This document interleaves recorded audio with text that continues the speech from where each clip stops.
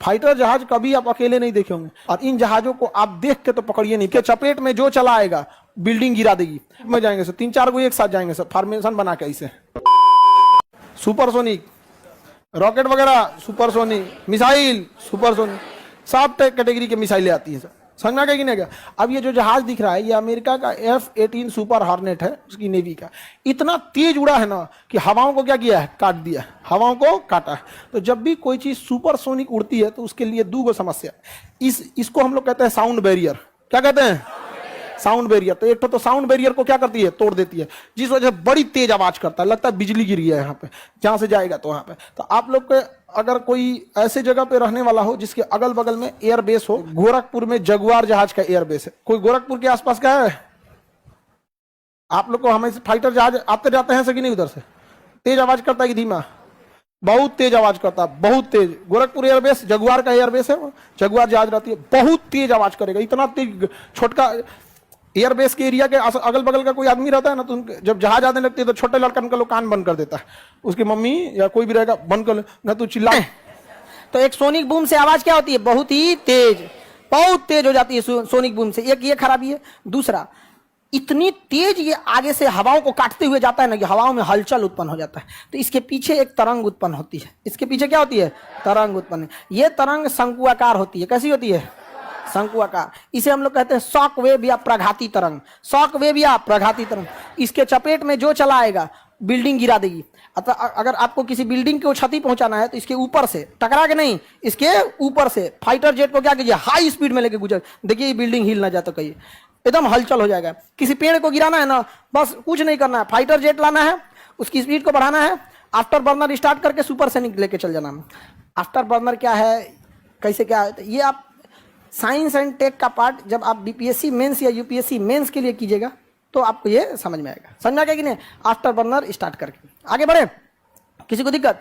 तो ये प्रघाती तरंगे जो पीछे से छोड़ती है, ये खतरनाक होती है या नहीं? बहुत खतरनाक होती है। किसी पैसेंजर जहाज को गिराना है ना, मान के चलिए कोई सवारी वाली जहाज, इसको गिरा देना है, तो इसके सामने बस लड़ाकू जहाज को ले आना है सुपरसोनिक स्पीड से, धड़ाम से इसके आगे से क्रॉस कराना है, उसके आगे का पूरा हलचल हो जाएगा हवा में, और वो पूरा टर्बुलेंस हो जाएगा उस जहाज को। खैर टर्बुलेंस से बचा लेता है वो जहाज, लेकिन फाइटर जेट इतना मजबूत नहीं ना होता है।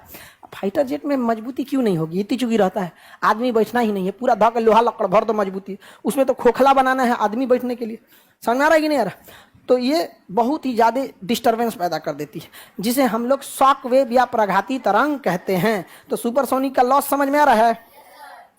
कितने लोग हाई स्पीड में कभी फाइटर जेट को उड़ते देखे हैं, सुने हैं? मतलब नीचे से आवाज उसका सुने हैं?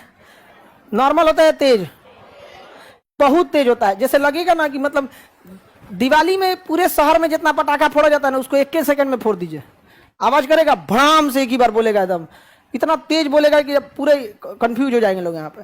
वही क्या होता है, सुपरसोनिक होता है। क्या होता है? सुपरसोनिक। तो सुपरसोनिक के लॉस समझ में आ रहा है? सोनिक बूम साउंड बैरियर को तोड़ेगा तो क्या आवाज आएगा, सोनिक बूम। क्या आएगा? Sonic boom. और दूसरा शॉक वेव। और इन जहाजों को आप देख के तो पकड़िए नहीं पाएंगे। क्यों? क्योंकि जब तक आपको आवाज सुनाई देगा दूसरे गांव घुस चुका है, क्योंकि ध्वनि की चाल से तो बहुत तेज निकला है, बहुत तेज जाता है वहां पे लड़ाकू जहाज। ये हमेशा ग्रुप में चलते हैं सब। फाइटर जहाज कभी आप अकेले नहीं देखे होंगे, ये जब भी जाते हैं ऐसे कैसे जाएंगे, ग्रुप में जाएंगे सर, 3-4 को एक साथ जाएंगे सर, फॉर्मेशन बना के, ऐसे कोई अलग अलग डायमंड फॉर्मेशन बना के जाएंगे, एक अकेले नहीं जाएगा। रीजन क्या है कि जब ये ग्रुप में जाते हैं ना तो रडार में पता चल जाता है कि जहाज आ रहा है, लेकिन ये नहीं पता चल पाता है कि कैठो जहाज आ रहा है।